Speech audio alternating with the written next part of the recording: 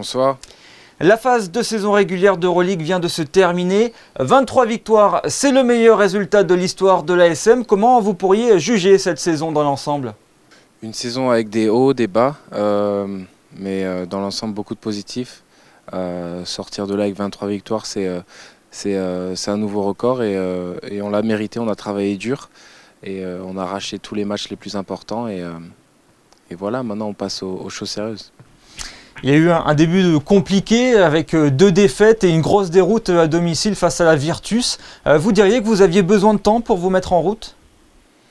Oui, je pense, avec les nouveaux joueurs, se remettre en rythme physiquement et se remettre et comprendre l'intensité de l'Euroleague. Et c'est vrai que les 2 premières défaites, ça nous a vite fait nous remettre en question et derrière on est monté en intensité et on a essayé de trouver notre rythme de croisière.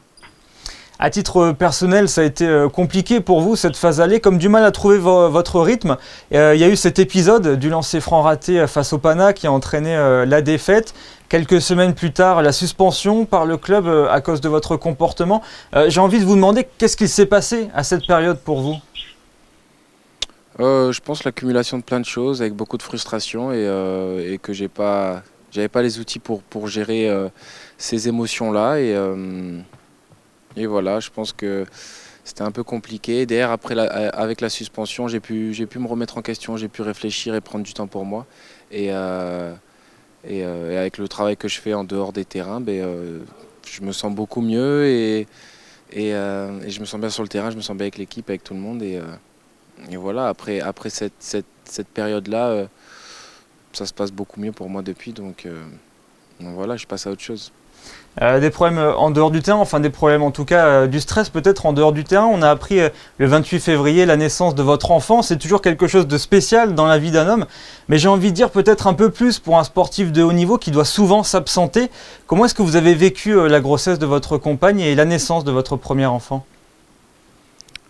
C'était très particulier, la période de grossesse, l'accouchement et ce qui suit après où il y a un être vivant qu'on aime et où on doit s'en occuper et de le faire de la bonne manière et accompagner ma compagne. Et, voilà, des nuits des fois un peu difficiles, s'habituer aux pleurs et voilà, faire les biberons. Mais dans l'ensemble, c'est un bon processus, je me régale et voilà, c'est une nouvelle vie.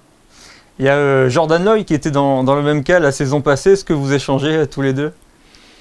J'ai beaucoup parlé avec tous les parents, tous les papas de l'équipe pour avoir beaucoup de conseils. Après, la chose que j'ai retenue, c'est que chaque enfant, chaque période de grossesse, chaque période de post-grossesse est différente et voilà, je fais ma propre expérience. Bon, pour revenir à la saison de la Roca Team, après une première partie de saison en demi-teinte, vous avez su accélérer quand il le fallait. Depuis le 11 janvier, vous affichez un ratio impressionnant de 12 victoires et une seule défaite en Euroleague.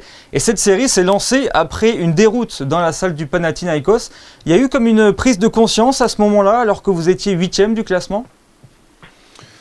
Ouais, on était bas et voilà, on voulait faire les playoffs. On sait que la saison était très relevée sur le tableau avec les équipes, des équipes de très haut niveau et il fallait se remettre en question, il fallait se booster et montrer le vrai Monaco.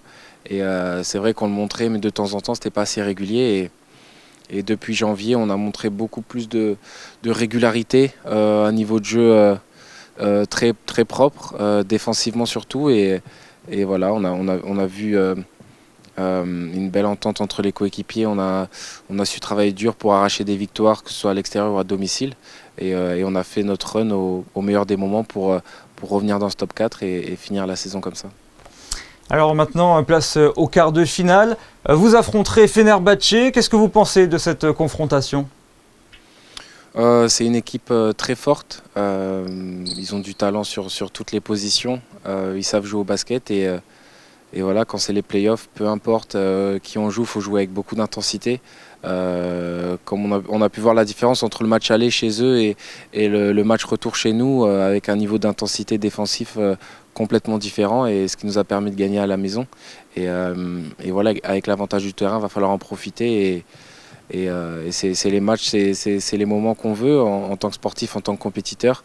Et on a travaillé tout au long de la saison pour ça, pour derrière ensuite faire tout notre possible pour arriver au final fort. Et voilà, ça va être une très belle série. Monaco n'a jamais gagné à la Ulcor Sports Arena. Le Fener n'a perdu que 2 fois chez lui cette saison. Est-ce qu'on peut s'attendre au même combat que face à l'Olympiakos il y a 2 ans ou Tel Aviv la saison passée?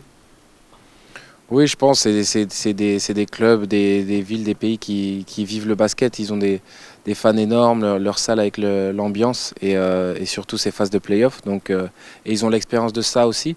Mais voilà, je pense que quand on est bien dans la tête, on est bien dans les jambes et on est soudé, on peut battre n'importe qui. Bon, en tout cas, les passionnés de basket auront de quoi se régaler avec cette affiche. Les playoffs débuteront le 23 avril prochain. Merci Elie d'avoir été avec nous. Bonne fin de saison. Merci beaucoup. Merci beaucoup.